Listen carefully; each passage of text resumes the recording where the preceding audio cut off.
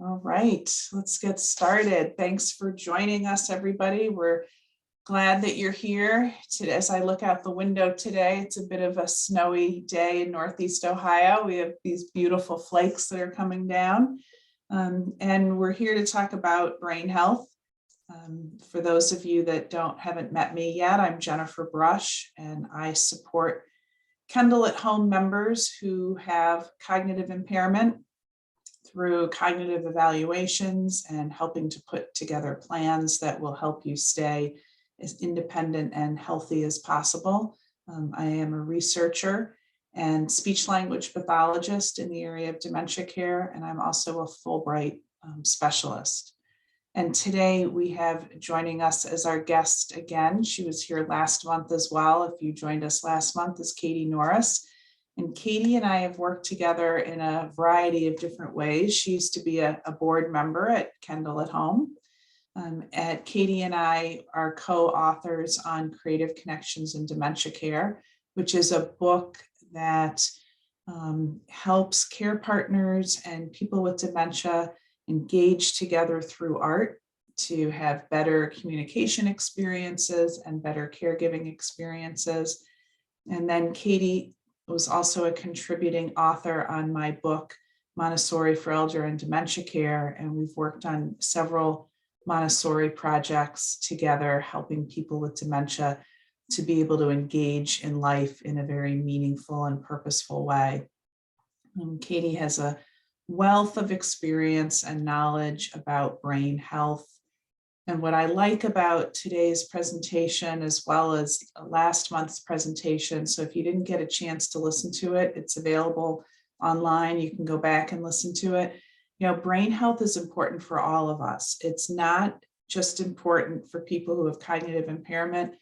When we think about taking care of our brain, we can prevent a lot of the symptoms that lead to dementia, a lot of the health problems. We can also help when we take care of our brain, we can help reduce pain. We can help sleep better. We can help with mental health issues, anxiety issues. So there's a lot of reasons to listen to this information today. And then just to start off briefly, I'm always trying to read and look for new information about ways that we can learn about dementia. We can learn about taking care of ourselves and about what just new information is available. So when I have it, I like to give you a little update about anything new that I found in the research. And then really, this is just a brief overview. I don't want to take too much time today because Katie has a lot of good information to share, and I want to focus on that. But I will be investigating this information and in upcoming programs, sharing more information in more detail about these slides in future programs. So right now, when we're diagnosing Alzheimer's disease, it's primarily through cognitive testing. Okay? We've talked about this in other programs, also through MRI testing, through PET scan, and through lumbar puncture. And so when professionals are doing these evaluations, they're looking at different memory function, they're looking at your cognitive and executive functioning skills, and just the cognitive testing alone is pretty time consuming, can be exhausting, can be intimidating for people. They look at MRI testing and the size of the brain and functioning of the brain, the size and functioning of the hippocampus. But what's really interesting to me is with as many people as we know around the world who have Alzheimer's disease, only in high income countries, only 20 to at the most 50% of the people living with Alzheimer's disease and other forms of dementia actually have a diagnosis, have actually been to their doctor, been to a neurologist, had thorough testing, and have a clear diagnosis. numbers are startling in other countries. So there's studies in India that have shown that 90% of the people living with dementia are actually diagnosed or have not been diagnosed. 90% of the people have not been diagnosed. Only 20 to 50% of people in high income countries have actually been diagnosed. So there's a lot of research that's been going on to find better ways of diagnosing people, easier, more cost-effective, and very reliable ways. So there's now a blood test that is able to distinguish Alzheimer's disease from other neurodegenerative diseases. And it measures the form of a protein of tau called p-tau 217. And it is predicting Alzheimer's disease with 96% accuracy. So that's a great progress that's been made. Other things that are going on in England, there's a passive test to detect cognitive impairment in very early stages, where people wear electroencephalographic caps. I knew I was going to have trouble saying that. They're worn on the head. They compare the brainwave responses to a series of images that are shown. Caps are relatively inexpensive. It's a test that can be done in a clinic on a tablet. Okay? That's pretty quick, easy, and relatively cost effective. So that's nice to see. Another test, again, that's something similar that's actually already been approved. It's being integrated in cognitive assessments in some of Britain's national health system. It's been approved in the EU. It's actually been FDA approved, and it involves showing the person a series of rapid speed flashing images where there's images that are embedded into these images. And again, this is something that can be conducted in clinics on tablets that is being shown to be very effective in diagnosing Alzheimer's disease and other dementias. There's also a new medication that's on the market that's been approved by the FDA to treat Alzheimer's disease. In studies, it's been shown to reduce accumulations of beta amyloid. But if you remember talks that we've had before, beta amyloid used to be thought of as a cause of Alzheimer's disease. We know it's a byproduct of the disease. It's not being used very much. It's pretty expensive. Insurers hesitate to reimburse it, as there are doubts right now if it really slows cognitive degeneration. So those are new things that I have to share with you. And I'm going to stop sharing my screen. I'll be investigating this more. Look for our next brain health seminar, which is going to be in January, which is going to be talking about driving assessments. And we'll have a driving assessor who's also an occupational therapist with us for that. So Katie, I'll turn it over to you. Thanks for being here today. Great, thank you so much. And thanks for always staying up on the research, because there is new stuff all the time and it can be a lot. So it's helpful to have someone that knows your ability to compile the research and then explain it so everyone can understand it is amazing. So thank you. Thanks. Hey everyone, it's good to be here with you again. If you were here last month or first time, if you're joining in this month, you can, like Jennifer said, see last month's in your recordings. And so my name is Katie Norris. I'm actually also a Unitarian Universalist minister, and now I do community ministry in brain health. And I first started working in dementia to help care for my mom who had Lewy body dementia, and found that there was no information for caregivers about how to actually care for somebody and make their life better. There were support groups, but not enough information on what we could really do for her. So that's how I got started in dementia care and met Jennifer, and it's been, I think, at least like 10 years now. And then I started to expand into general brain health for a number of reasons. I had some mental health stuff that just was not, getting better in the way that I wanted it to. And I, in doing dementia research, had noticed that a lot of the things that you want to do for good brain health for, preventing onset of dementia was very similar to what could help your mental health at any age. And also, there's a history of dementia in my family. And so I wanted to make sure that I was doing as much as I could to keep my brain healthy.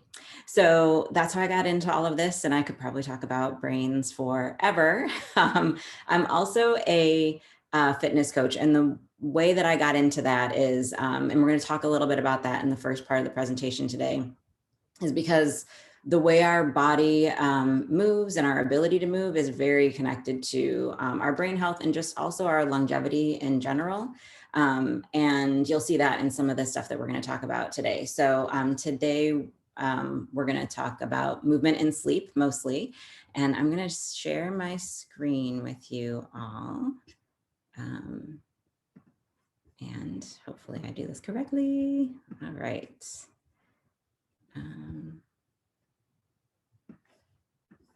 Let's see. Okay.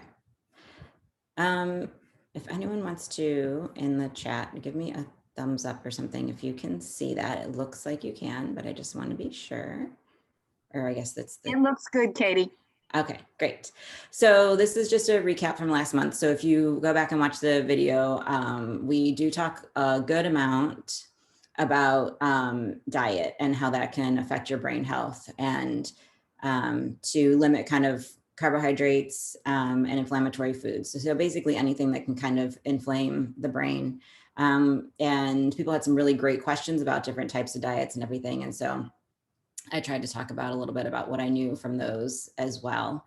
And we also talked about getting 2 types of cardiovascular training. So there'd be high intensity with your heart rate up at about 180, or your heart rate up over like 180 minus your age. So the lower intensity would be 180 minus your age if you have something that calculates your heart rate. But just think of it as if you could hold a conversation with somebody and say at least, like 3 sentences in a row without being out of breath. That would be the lower intensity. And high intensity would be that you can't really hold a conversation with somebody.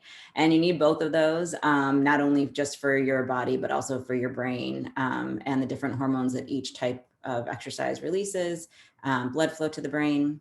And then we started to talk a little bit about making sure that you have really good form and strength training. And we're going to get a little bit more into strength training and brain and longevity today. And we're also going to talk about the neurological connections in your brain today. So we will, let's see if I can, whoops, that doesn't move it forward. Every one of these programs is a little different. Okay, we do that, yay. Okay, so we're going to start off today and talk a little bit about some longevity tests. Some of them actually you might have done. I remember years ago at Kendal, we did some of these, but you might have done them with their doctor, physical therapist. So we're going to go over some of those today. And so one of the things we are going to talk about sitting, standing, squatting. So when we get to that, if you'll feel comfortable turning your cameras on so I can see you, that would be great. And I will let you know when we're going to do that. I need to move my computer for that. So I'll give you a little bit of time to, make sure that you're comfortable and in a place that works for you as well. So we'll take a minute to do that. But in general, with movement, we talked about last week that also increases good neurotransmitters in the brain. It improves our balance. And the more that our brain is kind of connected to feeling safe in the way that we're moving, the less stress there is on the brain. So, if your brain is always perceiving, I might fall at any moment, or I'm not quite stable, it's perceiving a lot of stress in general, which can make you be more anxious and feel overwhelmed a lot, but that also increases confusion. Your brain is trying to, at one time, keep you safe from falling, and also, figure out how to, make sure that you're cooking a recipe correctly. And you can actually get some issues with memory and cognition just because you're not moving well. And so that's why we kind of talk about a lot of this. And we're gonna look at, there's a whole bunch of movement tests. One is the sit to stand chair test. And I don't know if any of you have had this done before. It's where they time you for 30 seconds and have you hold your hands over your chest like this. You're in a chair with no arms, and they see how many stands you can do in 30-second time. Has anybody had that done? You can put in the chat, or you can turn on your mic, either way. Let's see. All right, my little chat thing is not popping up, but so this one is really common, and it's not, some places use it, some places don't. It's really kind of just a test to, there we go. Okay. Nora has done the sit to stand test. There's also another one that has a very similar name, and they call it by a couple different things, where you get up off the floor. Sometimes that is also called sit to stand. Yeah, and then it's an annual test, Marla said, because I remember doing this before. It's where I learned all these, actually, from working with Kendal. So, and what we don't often talk about is how to make sure that we are increasing our ability to do well at these tests, not really to do well at the test, but because they are a good indicator of fall risk, but also longevity, because this and also a grip test really are testing strength of your legs, of your arms, but also your core. And so your ability to move around safely throughout the day. So if I were to get a box off of a shelf that's up really high and I don't have a very stable core, even if the box is light, I could still fall and injure myself pretty bad. So, so this sit to stand chair test, I was going to talk about, just show you this today because we're going to talk about squatting, because it's probably the movement that you do the most all day, because you probably sit down in a chair a lot if you are able to be mobile right now. Or even if you need to transfer for, going to the bathroom or anything, you're still in a squat. And so what I have found over 6 years of fitness training of all ages is that almost no one is taught how to squat correctly. Even little kids, they actually know when they're little, but they're usually actually not taught correctly. And we start to lose that. Last week, I talked about shoes and things and how that changes the way that we sit, stand, run, walk. And so those can be a big contributing factor. But so this is where I'm gonna move my computer, because we're gonna talk about squatting. And if you feel comfortable doing this, you can practice this to a chair. So I'm gonna move my computer so you can see me. And then I will also, if you wanna turn on your screens, you can do that so I can see you.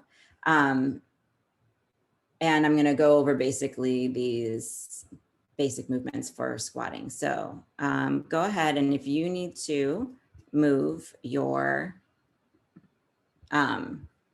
chair around or anything, or move around at all, or position yourself so that I can see you, go ahead and do that. I'm gonna move my dog, who's left like 5 pounds of dog hair on me. So sorry about that. Snow, say hi. Okay. All right, so if you wanna turn your cameras on, you can go ahead and do that.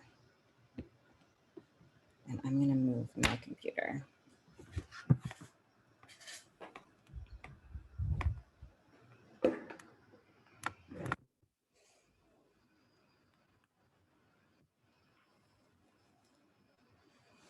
Okay, make sure you guys can see me. Hello, Snow. My helper today. She's so funny. All right, so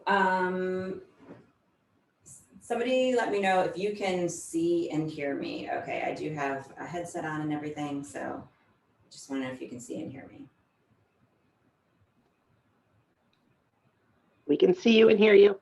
Okay, all right, great. So two things. Oh, my dog wants to leave. I'm gonna let her out because she's less trouble that way. Okay, so there's two things in general. If you happen to be, well, you may not even be short, but if you have shorter legs, most chairs are not gonna be correct for you. And you can see it in the picture on that perfect squat page, but these are we have a whole bunch of these regular, they're from a restaurant, chairs. And if you watch when I sit down, I can't actually touch the floor or just my toes do. And so one of the biggest problems, and this is really the same even with toilets and stuff, for a lot of people, they're not at the correct height. And so for this, if you are in a chair that's not at a correct height for you, I wouldn't have you practice this. What I would have you do is find a chair that's a little bit so lower. If your feet don't touch the floor, you'd want to go a little lower, or put a stable surface underneath the front of your chair. So just a few safety things with that. So I'm actually going to switch out my chair. And when if you ever do the sit to stand test, make sure that they give you a chair that you fit in. Because the test is not as accurate if they don't. So, and they usually have you do it in a folding chair because a lot of times they're shorter. So this chair, if I sit in this, my feet are flat on the ground underneath me. Does that make sense? Hopefully. Okay. So with squatting, a lot of people, if you sit in a chair, because you anticipate something behind you, so your feet should be under your shoulders, and you want to always think of send your behind you. So you want to send your behind you first and sit down. A lot of people do that automatically when they know there's a chair behind them. When they don't have a chair, what people usually do, and I'm going to move this chair so you can see me from the side, is watch my knees. They do this, and your knees go forward, and then they try to squat like this way. And that's a lot of strain on your knees. And this is one way that people, just from average everyday stuff, if you've ever sat down and gotten up and had knee pain, we sit multiple times a day, and it's repetitive. And you can get a repetitive injury in your knees just because you're slightly sitting down wrong. Or some people will still then start to do it to a chair. If you do it enough, people will sit this way in a chair. And my knees are really far forward in front of my toes. And then when they get up, you get up this way, your knees are far forward in front of your toes, which you don't want.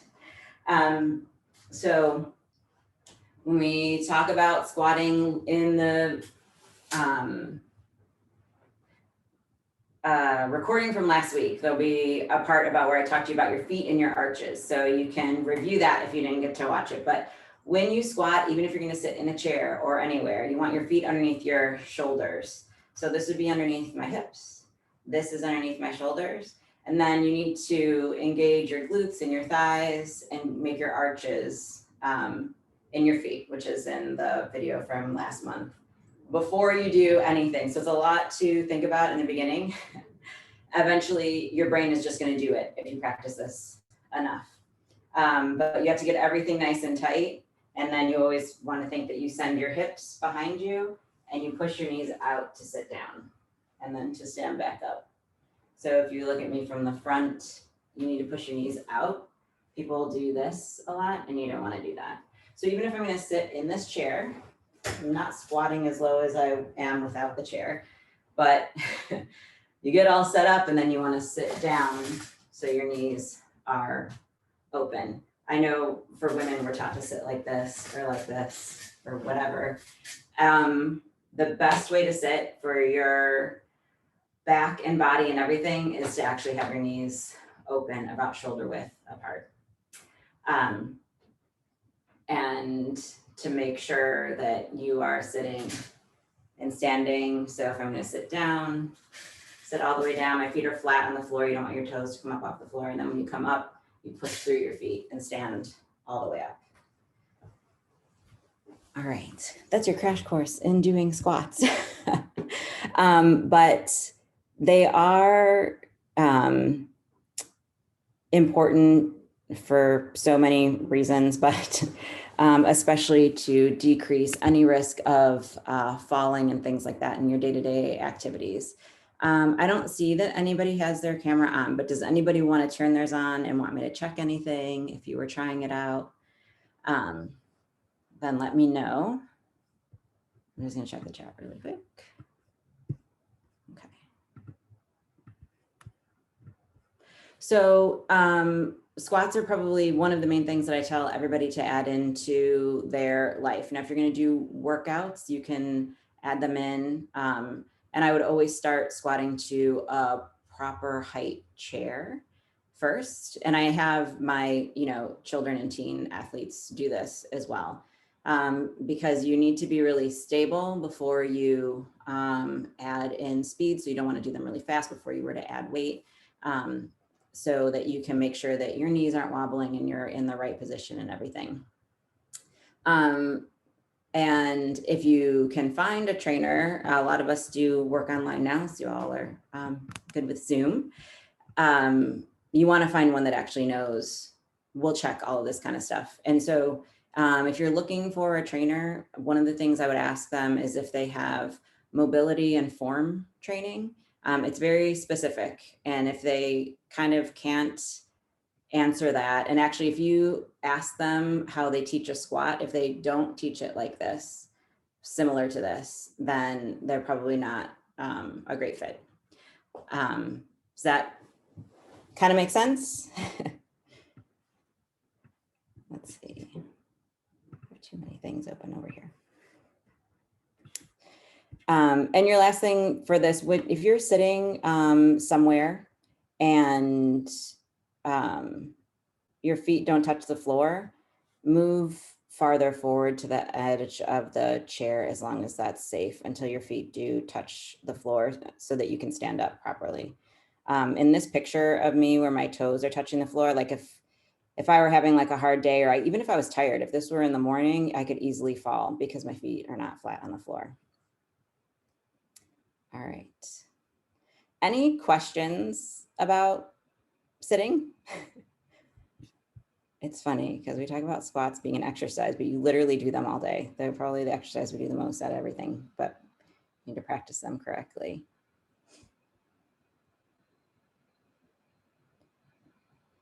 Okay.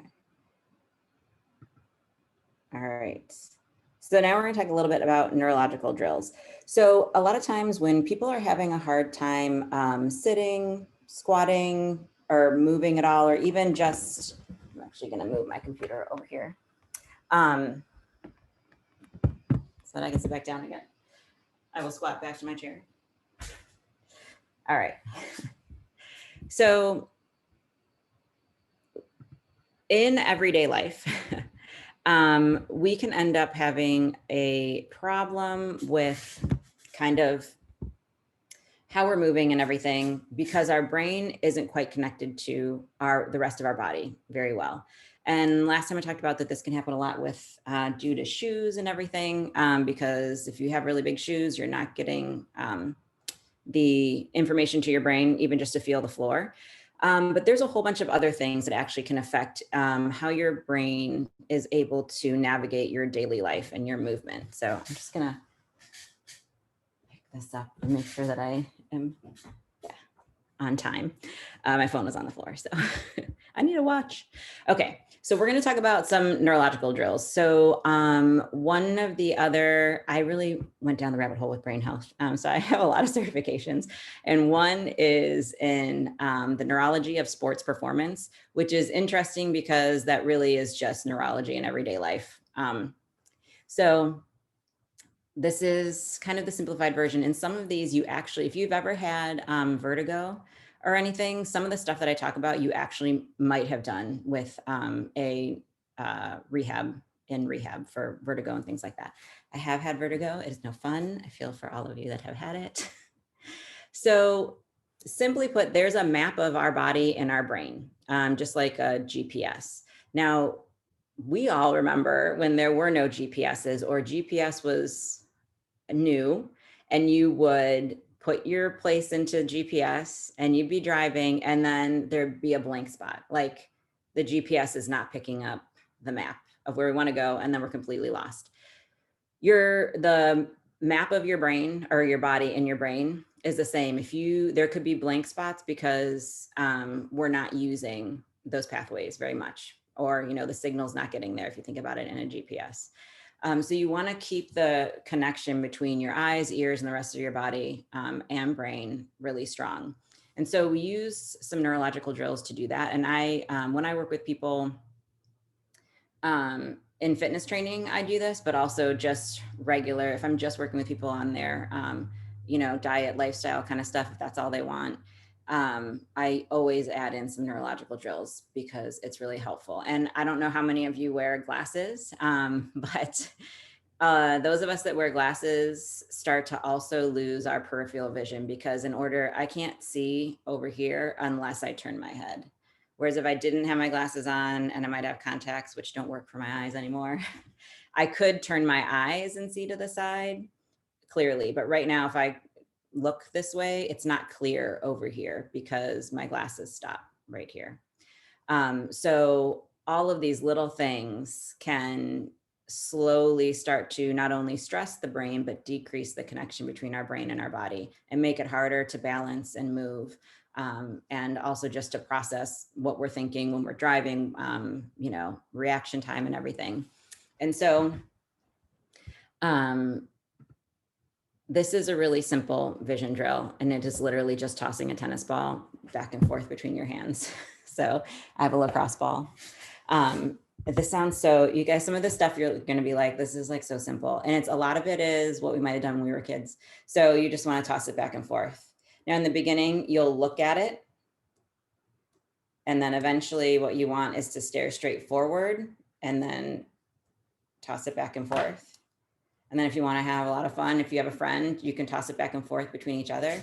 If you sit next to each other and toss it back and forth, if you sit next to each other and you both stare forward and toss it back and forth. So it's just this one tiny thing that can easily increase your brain's, your proprioception, which is your knowing where your body is in space, your vestibular system, your vision. So if I'm looking forward and tossing side to side, I have to use I'm using more of my peripheral vision than if I'm staring at it. There's also a whole bunch of other ones, like when I work with baseball players, I put 3 different letters on the ball and they have to tell me what letter lands in their hand. So there's a whole bunch of different ways to do this because what you're trying to do is get your eyes to track correctly in a whole bunch of different positions. So I recommend having a tennis ball around or something and doing that for like 5 minutes a day. It's super simple. Well, in the beginning, it doesn't feel simple. Like when I first started staring at forward and tossing back and forth, I probably dropped the ball more times than I caught it. Okay, so that's one easy one. And this other one we're gonna talk about, and we're gonna actually do it together. And I'll show you what it looks like on the screen. So you don't need to like kind of visualize this in your head yet. But so these are Isocards. And so it's basically making sure that there's a smooth motion when your eyes go side to side, or it could be up and down. We're just going to do side to side today. And one of the ways that we test for different kind of, if somebody might be having some problems with neurological connection in their brain, is actually if their eyes stutter kind of when they look to one side, or if I'm having them converge their eyes, if their eyes shake. And so these are a great way to train some of that and really strengthen your the neurological connection between your vision and your brain. And then that strengthens your ability to move around in life. So what I usually do is you would measure 12 inches apart and you put a Post-it note on one side and a Post-it note on the other. And all you're doing is looking back and forth between the two without moving your head. And we're going to try that in a second. But this is what I will tell you. You always want to go really slow. This stuff seems very simple, but if you have any sort of, like, even for me, since I have had vertigo in the past, even though I've done a ton of neurological training, there's still some issues with my eyes and inner ear. And so it could be really easy to get dizzy. So if you get dizzy doing these really slow, then you want to go to get an evaluation from a neurologist who can refer you to a vestibular rehabilitation specialist. And always do these seated at first. So we're just going to stay seated, and I actually have it set up for you on your screen. It may not be wide enough depending on how big your screen is, or if you're on your phone, but you'll kind of get an idea of what it's like. Okay, so if I go forward, you should be able to see two little Post-it notes. One's green, one's blue. You don't need two different colors, but I find that's a little bit easier. So hopefully everybody can see those. And then I want you to look forward first, kind of into the white space, and then look to your right, so the blue one. And then you're going to slowly move your eyes to the green one. So part of it is also being able to do it slow in the beginning, and then you're going to look back to the blue one. So you'll notice if you can't do it slowly, that usually means that your brain is kind of struggling to go back and forth slowly, and it'll just kind of dart over to one side. So you want to try and slow it down. So if I'm looking at the blue one, let's go back to the blue one on your right. You're going to look at the green one, and 1, 2, 3, and look at the blue one, 1, 2, 3. And you just want to look back and forth a few times, trying to make it slow and steady. Okay, now go ahead and close your eyes for a second to reset and blink a few times. Okay, so I usually have people just do 5. And a lot of times if I'm watching you, so if you want to, you can turn on your camera. I watch people's eyes and see if they stutter at all, or if they go too fast. And if, if it's smooth looking between the two Post-it notes. Did anybody, when you were doing this, even just with the few ones that we did, did it feel weird at all? It can actually get a little taxing. So people will start to get a furrowed brow, and you can kind of tell that it's a lot of work on your brain. People think it's not, but it's a ton of work for your brain. Did anybody feel like you got a little bit dizzy, or your brain did not like going back and forth like that? For some people, it's really obvious, and others not. So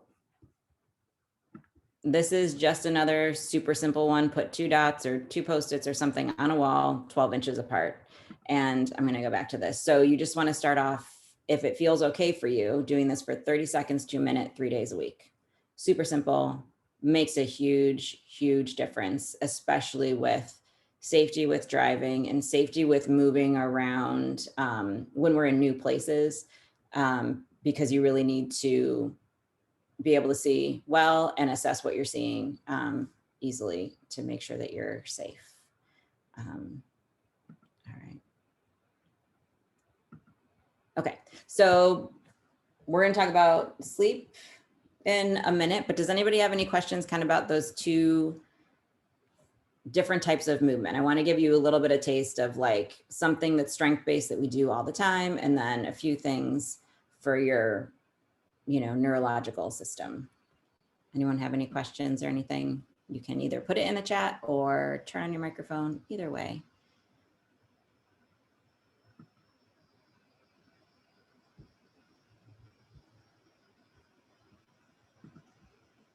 All right. Okay. And there'll be more time for questions at the end too, if you think of anything. But one of the great things about having better brain health is some of the stuff is just really, really simple. We just don't think to do it a lot of times. So, and they're kind of fun. I don't know. You could take a walk and toss the tennis ball eventually to yourself. Neighbors might think you're odd, but it's super, super helpful. So, okay. So then we're going to talk about sleep. How many of you think you get 7 or 8 hours of sleep a night? You can go ahead and put it in the chat or turn on your microphone. Where's my chat? The chat is hard to find, Yeah. but you can just turn on your microphone. I wish I did too. And then there's also the, ooh, nice.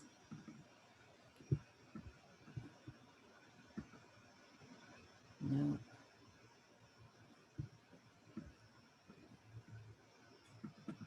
And I also see that there's something in the Q&A, but that doesn't seem, when I click on that, it doesn't seem to come up for me, but at least the chat is working. So if moderators, if you know I'm missing something, let me know. The question says, how far away from the Post-it note should we be? Oh, good question. So you want to be about 2 arms distance, 2 arms length away. It's the easiest way to think about it. All right. Okay, so sleep for different times in our life starts to become a problem. If you have kids, it starts to become a problem because they're awake. And also a lot of times people say not sleeping as much is normal with aging. And it can be, there are some people that actually do better. That's not a lot. You'll hear things about people who do better sleeping at night and then taking naps. There are people that actually do better that way. It is not as common as the people who kind of promote that kind of sleep cycle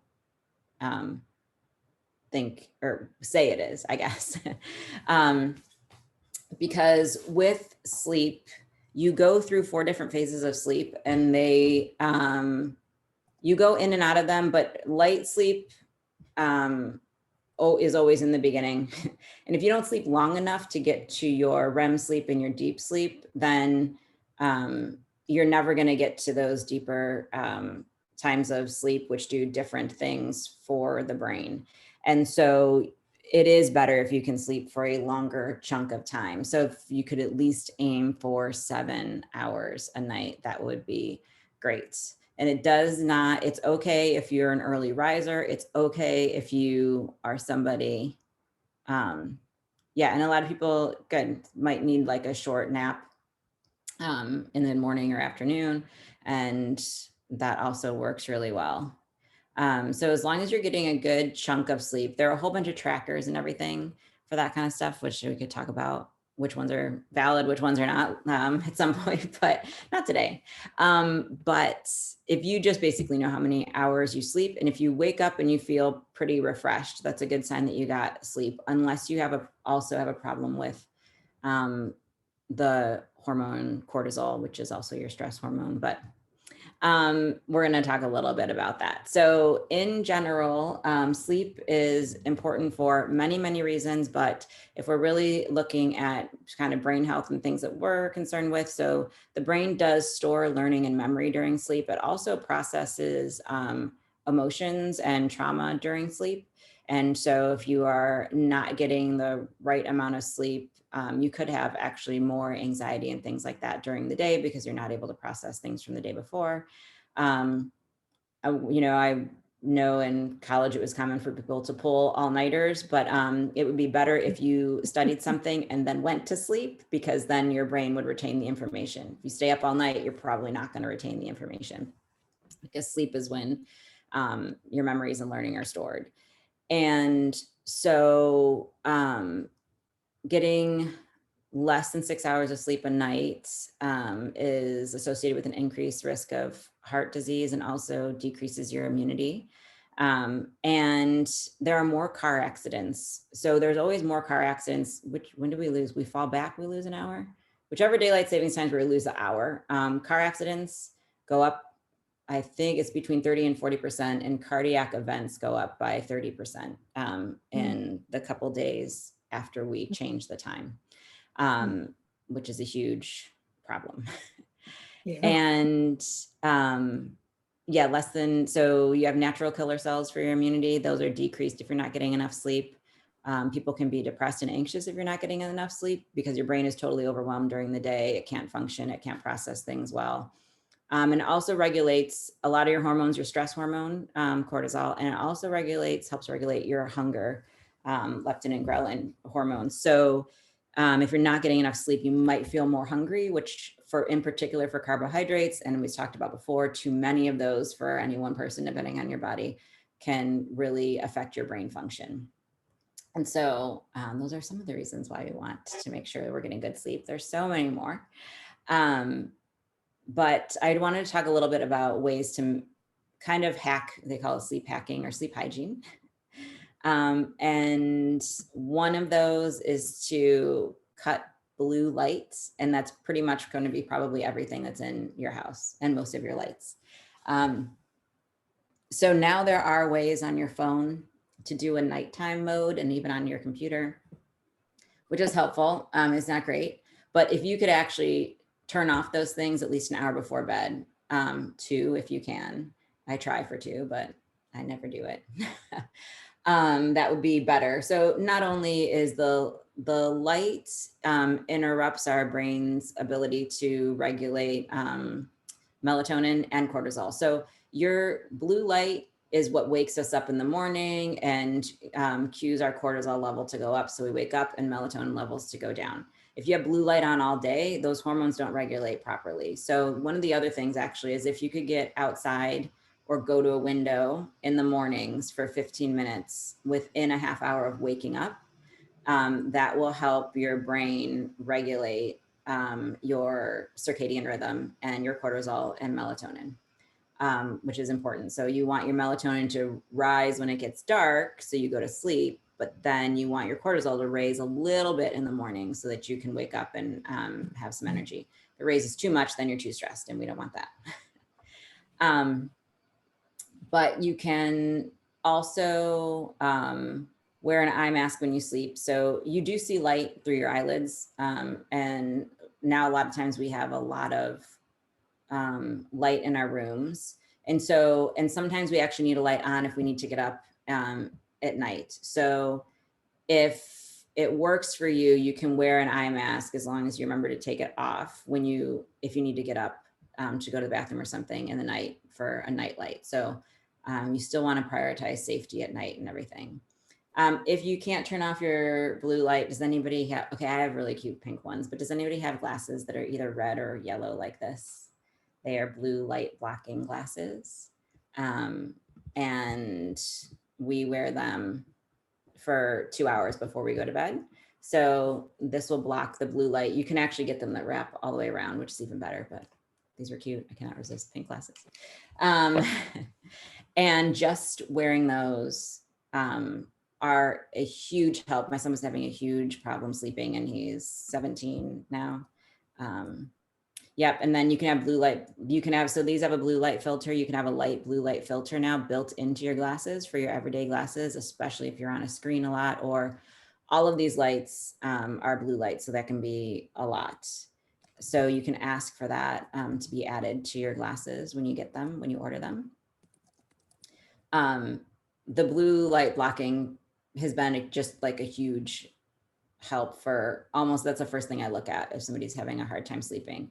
And don't read super exciting books before you go to bed or watch TV and things like that. I know a lot of people say that they need TV and the sound to help them fall asleep. It's much better if you use a white noise maker, because the actual type of sleep that you get while there's talking and things that your brain would try and be focusing on is different, and it's not as deep. And so you don't get the brain health benefits as much if you sleep with your TV on.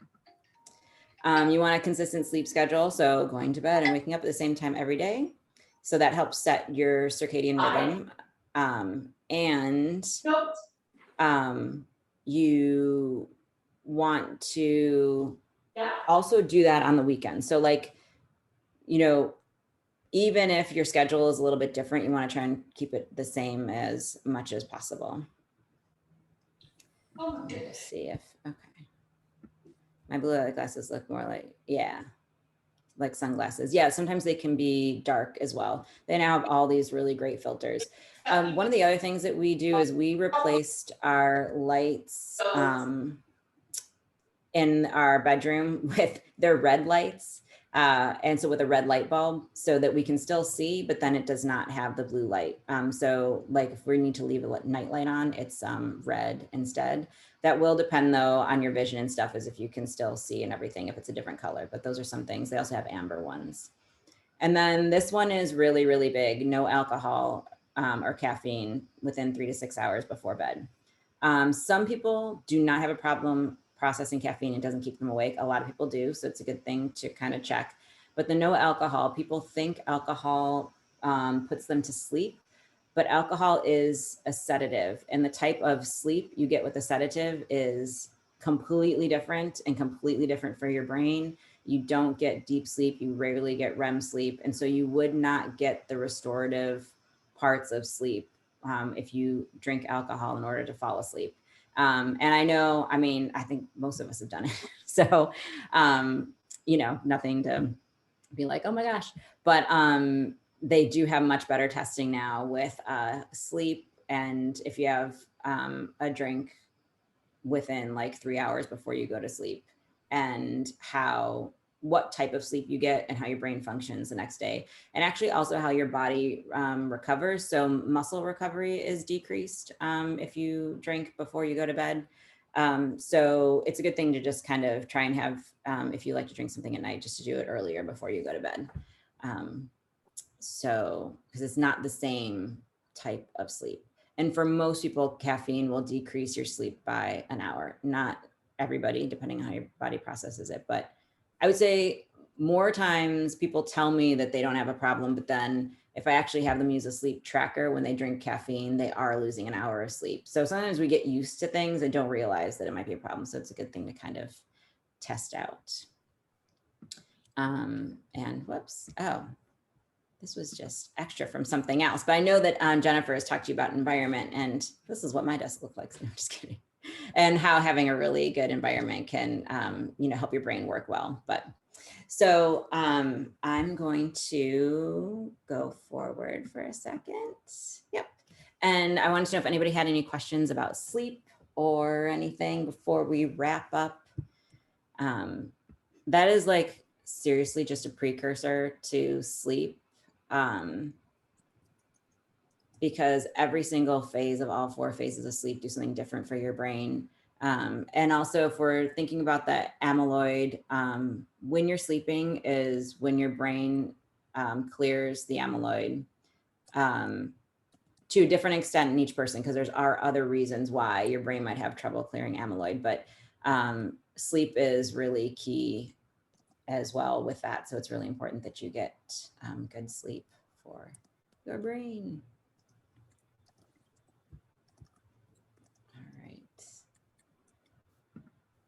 Okay, so today, this is just kind of what we talked about. Ginger ale before bed. Oh, your husband likes drinking ginger ale before bed. Okay, so yeah, that's a good question. So the other thing with having things before you go to bed,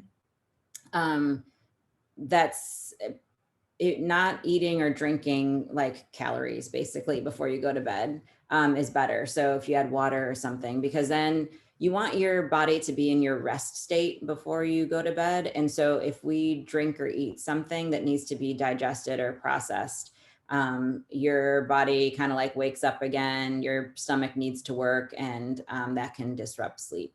So it's better to stop eating and drinking, like things your body has to process a lot, 2 hours before you go to bed. It's a good question. All right. Any other questions?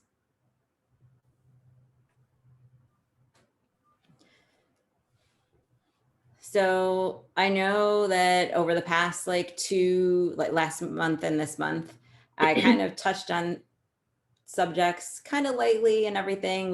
I could literally fall down a rabbit hole on any one of these things in more detail if you would like at some point. And so what I usually do with people is some people come to me just for, they want the, you know, the the fitness training and they're having a problem with balance and falling and things like that. Other people want like a whole entire brain health. I want to do all the things, and we work on diet and lifestyle and sleep and also fitness. So we're all different, and what we can incorporate into our life at any one time is different. So one of the big things is if we overwhelm our brain, we're not going to be able to do anything. So I usually kind of try and work with people and find like, what is the biggest thing? Let's look at your lifestyle. What's the biggest thing that we kind of need to work on first in order to really increase, support your brain health, and where are you actually struggling in your life?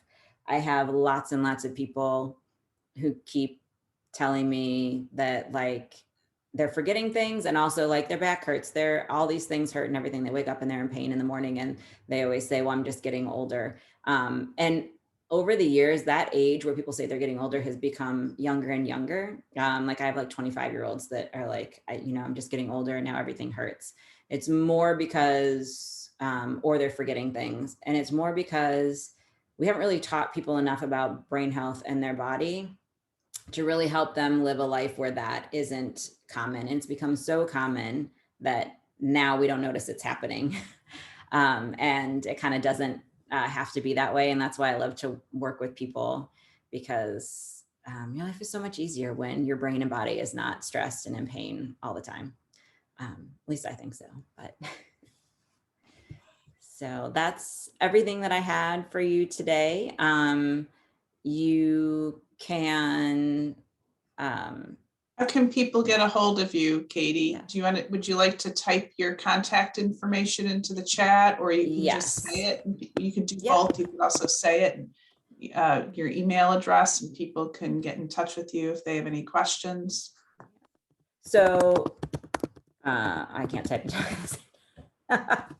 Okay, so my email is katie@recoursecoaching.com. Recourse means help during a difficult time, and that's why I chose that. And then I also will put in my phone number. Kendal also has all of my information if you are not sure and you want to get a hold of me. But yeah, so you can email me or call me, text me, whatever works for you. And if you have any questions about anything or want to know more about, what I do or your particular situation. And if anybody uses social media, you can let me know and I'll give you links to that. But it's, actually better for your brain if you're not using it too much. So, well, thank you very much for joining us today. It was good to hear from you. This is good information that everybody needs. We always think about taking care of other parts of our body, and we never think about taking care of our brain, right? And there's so much that we need to do to be able to do that. So thank you. Yeah, there it is. So I hope everybody is having a lovely holiday season. And we look forward to seeing you again in January at the next Brain Health series. And again, that's going to be talking about driving assessment, what happens during a driving assessment, why someone should have a driving assessment, how to have those conversations about not driving any longer, and what that means. So we will see you in January. So thank you, Katie. Thank you. Thanks everybody for joining us. Yeah, thanks everybody. All right, bye-bye.